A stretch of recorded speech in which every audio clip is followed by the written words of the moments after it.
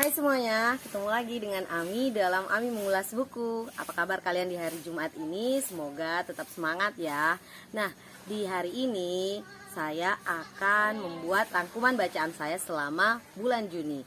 Totalnya ada 4 buku yang saya baca. Yang pertama judulnya Seni Berpikir Positif. Lalu ada juga Seni Mengelola Waktu. Lalu The Power of Ideas. Dan terakhir adalah 21 hari mengubah kebiasaan buruk. Nah, sebelum lanjut ke ulasan masing-masing bukunya, yang belum subscribe ya, supaya saya semakin semangat mengulas buku-buku.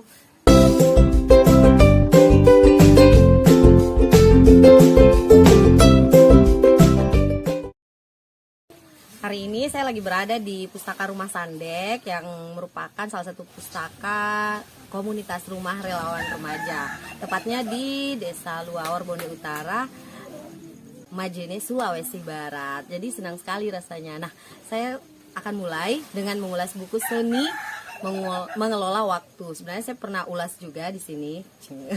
Nah, buku ini ditulis oleh Brian Adam yang berisi tentang cara mengoptimalkan waktu. Ini tentu panduan yang baik untuk individu-individu yang mau belajar, memaksimalkan waktu yang terbatas, mengatur aktivitas sesuai prioritas, mengatur aktivitas pribadi, keluarga maupun organisasi, serta di sini juga dijelaskan beragam tips untuk mengatakan tidak pada berbagai aktivitas yang diberikan atau diserahkan kepada kita. Pada intinya buku ini mengajarkan pembaca atau individu-individu untuk mengoptimalkan waktu yang ada yang merupakan anugerah dari Tuhan. Sama seperti buku Seni Mengelola Waktu, buku Seni Berpikir Positif ini juga ditulis oleh Brian Adam yang merupakan seorang penulis, motivator freelance, dan konsultan. Nah, di buku Seni Berpikir Positif ini terdiri dari 19 bab yang dimulai dari pertanyaan mengapa kamu harus berpikir positif. Di dalamnya tentu beragam jawaban, tidak hanya di bab pembuka tapi juga di beragam bab yang ada dalam buku ini. Salah satunya dijelaskan bahwa kita harus berpikir positif itu karena kita akan mendapatkan hal-hal positif. Tentu dengan berpikir positif kita hanya akan fokus pada hal-hal positif tersebut. Selanjutnya dalam buku ini dijelaskan juga berbagai strategi dalam berpikir positif. Salah satunya dimulai dengan langkah-langkah yang sederhana, misalnya dari dalam diri sendiri, yaitu memotivasi diri, mengenali diri sendiri, tidak memaksakan diri. Selain itu ada juga strategi lain, yaitu bagaimana berpikir mungkin. Karena dengan berpikir mungkin kita akan terus berusaha mencari alternatif solusi lain. Selain itu ada strategi mungkin.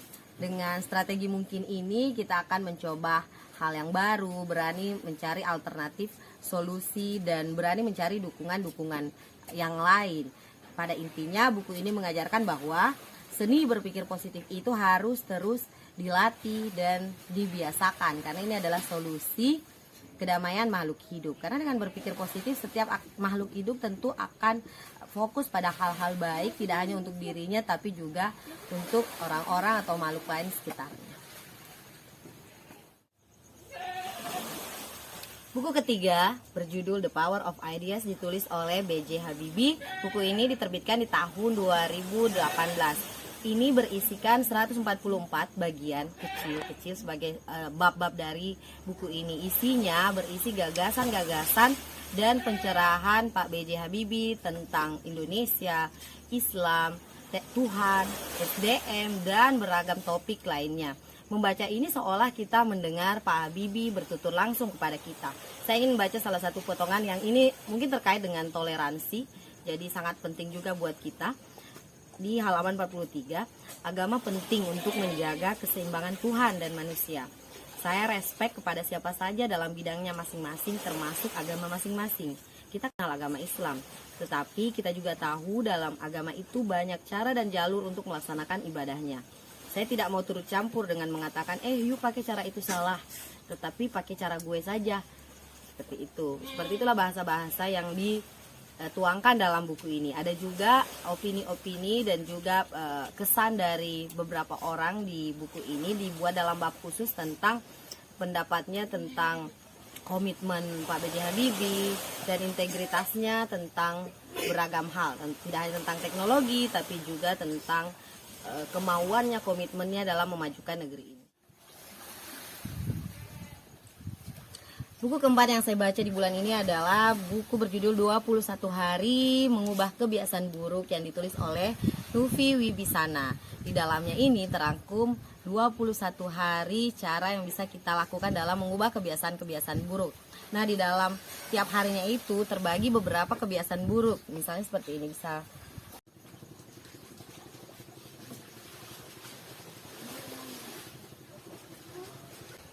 misalnya di hari pertama itu telat bangun pagi, telat berangkat ke sekolah atau kantor, makan tidak teratur, melawan lupa. Yo, siapa nih yang punya kebiasaan-kebiasaan buruk itu? Lalu di hari-hari selanjutnya misalnya sering meremehkan orang lain, insomnia, dan tidak berkata jujur, itu juga adalah kebiasaan-kebiasaan buruk. Nah, di sini diterangkan oleh penulis bahwa kebiasaan buruk itu tidak hanya mengganggu diri sendiri, tapi juga mengganggu kenyamanan orang lain. Oleh karena itu, perlu langkah untuk mengubah kebiasaan buruk tersebut. Dan di sini dibacakan step by step. Yang penting kitanya mau konsisten dalam mengubah kebiasaan buruk tersebut. Dijelaskan secara praktis dan poin per poin hal-hal sederhana yang bisa kita terapkan. Nah, sekarang saya mau sharing ke teman-teman di hari ke-9 dalam buku ini, tepatnya di kebiasaan 35, yaitu terlalu rasis. Sebelumnya ada nggak yang merasa rasis di sini? Semoga enggak ya. Jadi diskriminasi dan rasisme ini memang sudah terjadi di mana-mana, baik di negara manapun hampir semua mengalaminya, baik dari skala individu maupun skala kelompok. Jadi di sini dijelaskan di awalnya seperti apa diskriminasi dan rasisme itu, lalu hal-hal sederhana yang bisa kita lakukan dalam meminimalisir itu. Misalnya membiasakan untuk berkomunikasi dengan siapapun dengan baik, lalu menanamkan dalam diri tentang perbedaan itu sebenarnya indah, tergantung cara kita menyikapinya. Nah, seperti itu, itulah practical tips yang ada dalam buku ini, yang sebenarnya banyak hal yang mungkin kita sudah tahu. Kita mungkin mengatakan bahwa ya sih saya udah tahu ini sih, tapi tergantung lagi kepada komitmen dan konsistensi kita dalam menerapkan langkah demi langkah mengubah kebiasaan buruk yang mungkin kalian atau teman-teman miliki dan tertulis di buku ini.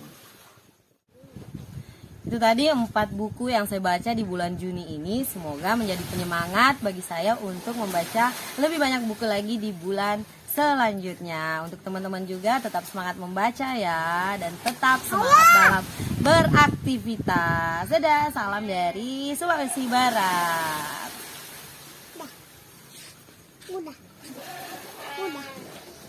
Udah.